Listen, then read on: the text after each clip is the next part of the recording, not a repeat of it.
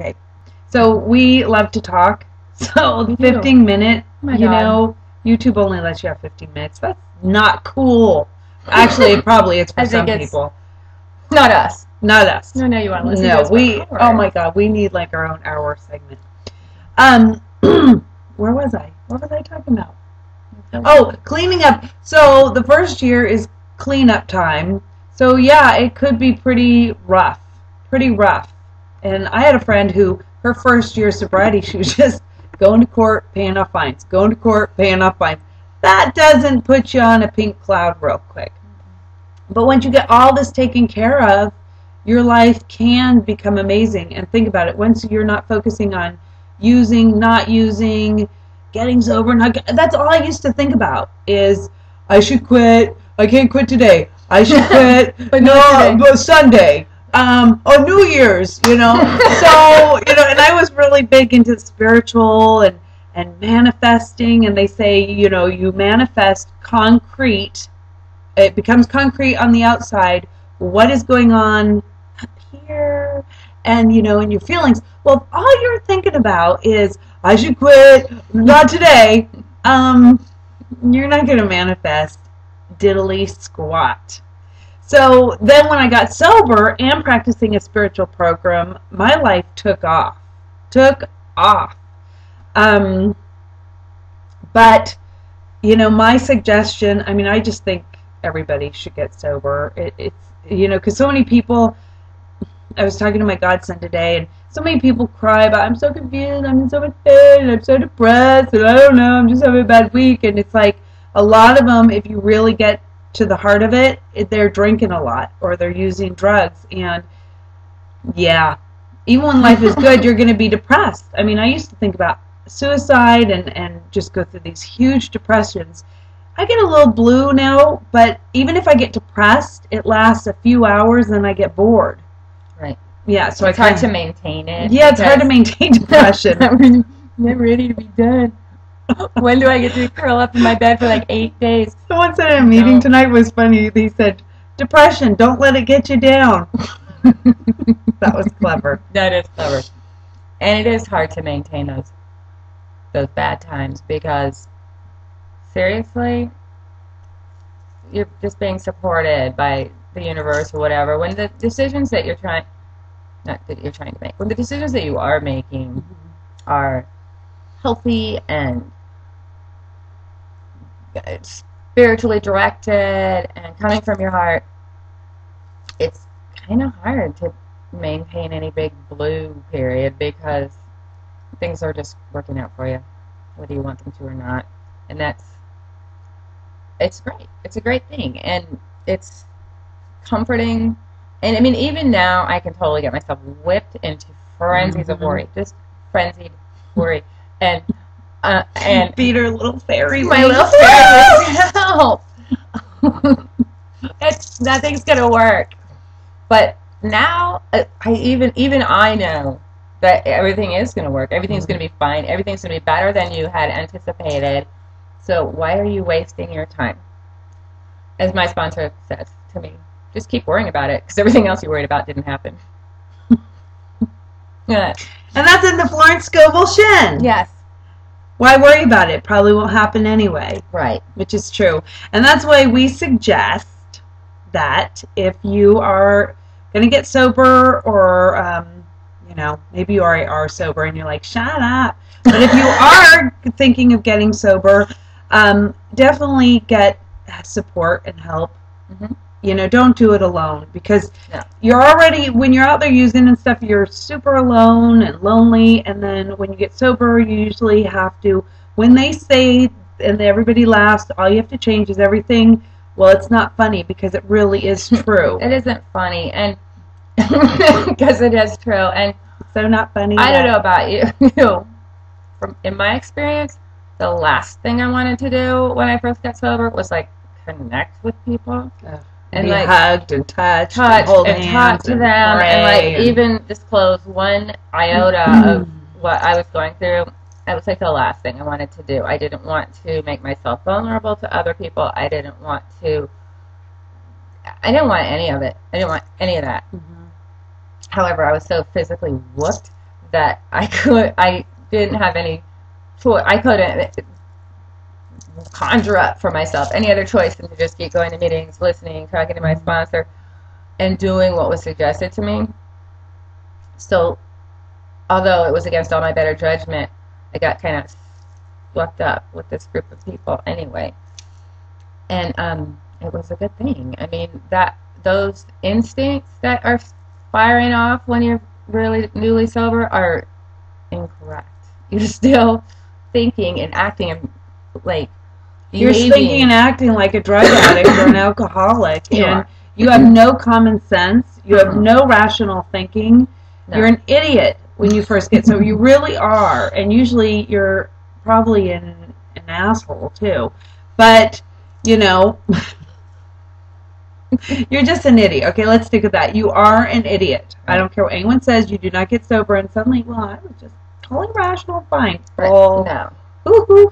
But and you need people. You need people to guide you, to support you, to bounce ideas off, to go to with all your complaints and cries and worries before you do irrational things, before you do crazy things, before you tell your family off. And also to help guide you, like, who do I cut out of my life right now? Who do I keep? What do I do? Do I quit my job? Do I stick with, you know, there's just a million things, and you go crazy. Depending on how heavy of a user or drinker or whatever, you go a little bit crazy in the beginning. And so you really need people to walk you through things and hold your hand, and that's why it's great to go to a group or meetings, because you have people who have years and years and years and can say, whoa, Nellie, let's just think about, you know. And also it teaches you a spiritual program, which you're going to need. And it doesn't matter if you decide to be Buddhist, Christian, or, you know, pray to the goddess tree mother. It doesn't matter, but you need something. You need something to believe in and learn how to pray and meditate. And you need to be reminded that not drinking that day is really all you need to worry about in the beginning, when you're like, oh, what am I going to do about my husband and my job? And you know, it's really not. Get sober first. Get sober first. You don't need to answer all those questions and solve all those problems. No. As a matter of fact, you shouldn't do anything at first. Yeah. And when they say in a year, you know, don't change things, don't get in relationships or whatever, or get divorced. Don't. Right. Focus on being healthy. Getting rid of all the garbage and the baggage. Get some inner strength. Healing, making amends, maybe starting to straighten out your finances, starting to learn how to love and respect yourself, and getting guidance, and going to, you know, a group and getting support is really important, because you start to make new friends, because more than likely you're going to not, when they say change everything, well, they don't mean like quit your job and this and that, but you definitely can't go to pubs anymore or go boogie at the nightclub that you go to all the time. And some of your friends maybe just, no, maybe not for a while. You know, and some friends you are going to have that are going to be... I had a couple of friends who I never spent time with because they were too boring. And now they're wonderful. I love them because they're normies, you know. But I had to definitely distance myself from people that I still love, I'm still in contact with, but I just couldn't be around for a while because I couldn't trust myself. It takes some time. There was even music and stupid things like movies I couldn't watch because it would trigger. It's like smoking. I just quit smoking again for the millionth time. But this time's it, damn it. But it's awful when I watch those movies where everyone's smoking. It's like, stop it! I can't watch them. Yeah. Because I'll be down at the 7-Eleven buying a pack of American By Spirits. 7-Eleven, she, of course, means Circle K.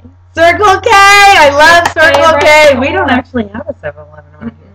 We're the coast. We have everything funky. Here on the coast, we don't have 7-Elevens. Don't need them. Nope. We have Circle K, and they meet all my needs. They do meet all her needs. And the other thing that I did this year is I tried to create really good memories. I got really involved, made lots of sober friends, did all the potlucks, did all the things, whether I wanted to or not. But now I have a community. I have a circle of friends that I can rely on. I changed everything so that now I set it up so that it was booby-trapped, because I know how I am when I get in those moods where I'm like, I can't deal with this. I want to just go back to how things were. I made it so that now if I wanted to go and drink and smoke pot, I have nowhere to go. I have no one to do it with. Whereas I could run, to so-and-so's house or go hang out. And I would lose tons of friends and a community and everything. I have so much to lose now. That's how I set it up.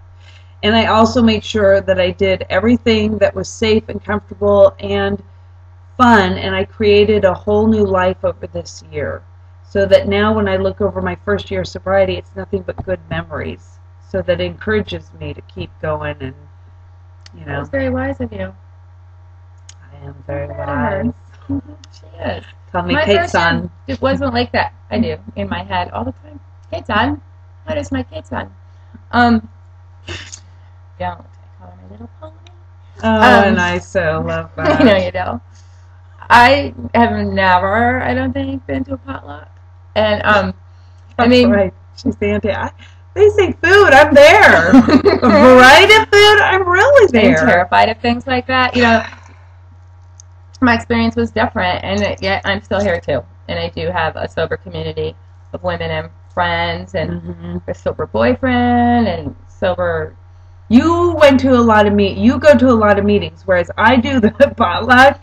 She goes to a lot Ciao, come in. I'm like, what? I hear dinner bells miles away. She's in. But the meetings, I really cut down on those. Like, people are actually like, I went to a meeting today and someone goes, oh, are you visiting from out of town? But that happened to me a couple months ago, too.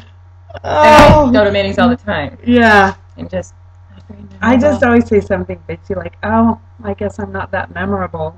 Hag. Whereas I don't say it, I go, no, but I'm thinking it. This one, though, I let it slide because I'm like, okay, I have to go to this more frequently. Right. That's right. my own creation that people think I'm visiting from. Yeah, I'm from Reno.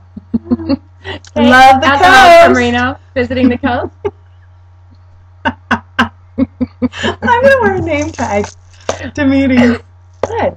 Kate from Texas, and then the next one, Kate from Reno. I'm just going to say I'm from different places. Sounds like fun. And then they will remember me. They'll be like, there's that crazy lady. There's that crazy lady who tries to pretend like she's a visitor. From all kinds of places. But she isn't. Mm-hmm. It's Kate. It's just Kate from That's the just coast. From the coast. Coastal Katie. Anyway, I think our time's almost up. Okay, thank So God happy for birthday everyone. to us, and yeah, thanks. And we'll have lots of sober tips in the future. Ciao!